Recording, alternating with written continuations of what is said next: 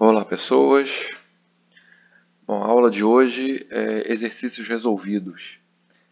Para quem conseguiu pegar o livro, são os exercícios resolvidos da página 160, tá? Mas quem não tem o livro não se preocupa, o que interessa para a aula de hoje está aqui no vídeo, ok?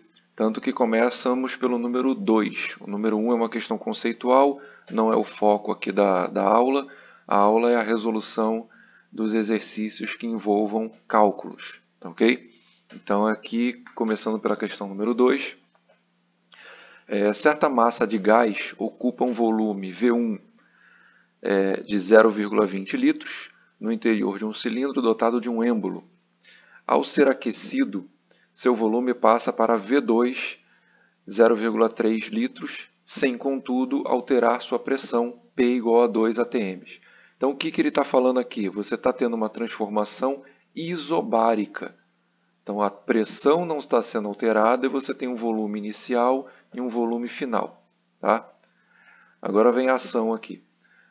Esboce o gráfico de sua pressão em função do volume, diagrama PV, e determine o trabalho realizado pelo gás nessa transformação. Então, vamos lá. Então, está aqui, ó. De novo, é um exercício resolvido. A resposta está no livro, para quem tem o livro.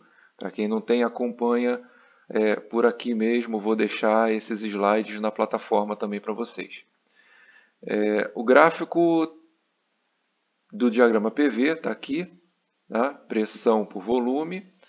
Pressão 2 atm. O volume inicial aqui, 0,20. Você pode botar 1 aqui, ou ele botou a letra A. 0,30 o volume final, então a transformação é de A para B, está aqui. E o trabalho?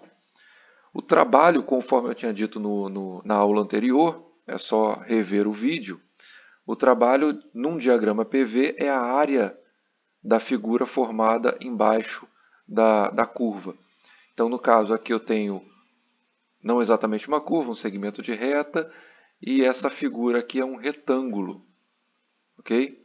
Então, ele coloca aqui, ele está representando o trabalho pela letra tal. Lá no outro vídeo, isso pode causar um pouquinho de confusão, eu botei a letra W. Tá? Então, preste atenção nisso. Esse tal aqui é o trabalho, é o mesmo W que eu usei lá na outra aula.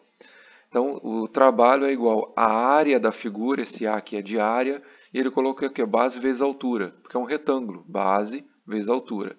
A base é a medida de 0,20 a 0,30, não é nem 0,20 nem 0,30, é a medida de 0,20 até 0,30, ou seja, 0,30 menos 0,20.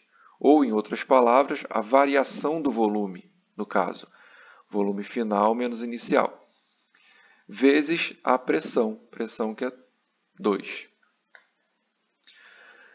Daqui para cá, dessa expressão para cá, o livro pulou uma etapa, né? Como é que você resolve isso daqui? Resolve primeiro o parênteses, depois multiplica. Você vai achar esse 0,2. Façam esse exercício, ok? Mas para ficar mais claro para vocês, eu acrescentei aqui, trabalho, tirei toda essa parte aqui, trabalho, o primeiro termo da igualdade tem que ser igual ao último.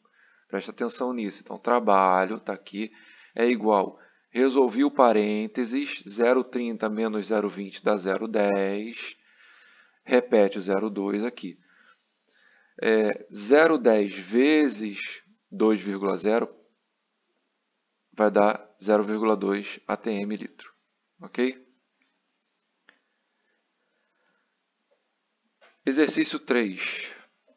O ciclo de uma máquina térmica está representado no gráfico de pressão pelo volume. Está aqui. Se é um ciclo, reparem que a figura é fechada agora. Tá? Então, é uma transformação que retorna ao ponto de partida. Ele não indica aqui qual é o início, mas a gente pode tomar esse ponto aqui como base. Então, repara que, que o gás sofre uma transformação isométrica, né? A pressão aumenta, mas o volume é constante. Aqui é isobárico, porque a pressão é constante e o volume aumenta. Aí aqui ou tem uma redução de pressão a volume constante, de novo uma redução de volume a pressão constante e volta a se repetir o ciclo. O raciocínio é o mesmo, eu tenho uma figura fechada. Se ele pedir qual é o trabalho realizado na transformação, é só calcular a área dessa figura. É exatamente o que ele pede aqui na letra A. Calcule o trabalho realizado pela máquina em cada ciclo, ou seja, qual o trabalho realizado num ciclo, numa figura fechada. O detalhe aqui é que ele não colocou qual a unidade de medida da pressão. Tá? Olhando o livro, eu deduzo que aqui a unidade de medida de pressão é ATM. E o volume aqui está medido em centímetro cúbico. Okay?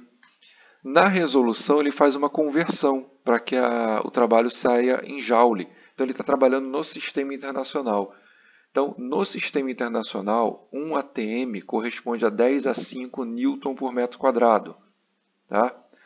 Então, convertendo de ATM para newton por metro quadrado, que é a medida de pressão no sistema internacional, eu tenho que acrescentar um 10 a 5. E o centímetro cúbico, convertendo em metro cúbico, que é a medida no sistema internacional, eu tenho que acrescentar esse fator de conversão 10 a menos 6. Por isso que a resposta fica assim. Trabalho é igual à área da figura. A área da figura é um retângulo, base vezes altura. A base do retângulo está aqui, ó, de 200 a 400. É a medida de 200 a 400. Ele coloca aqui entre parênteses 400 menos 200, porque importa é a medida, é a variação do volume. E acrescenta aqui, ó, 10 a menos 6. Por que ele está acrescentando isso?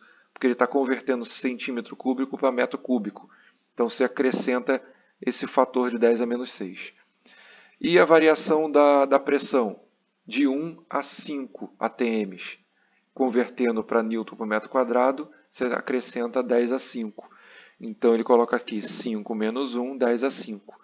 Resolvendo toda essa expressão, você tem aqui 80 joules. O livro não resolve detalhadamente, então eu fiz esse passo a passo para vocês aqui embaixo. Ó.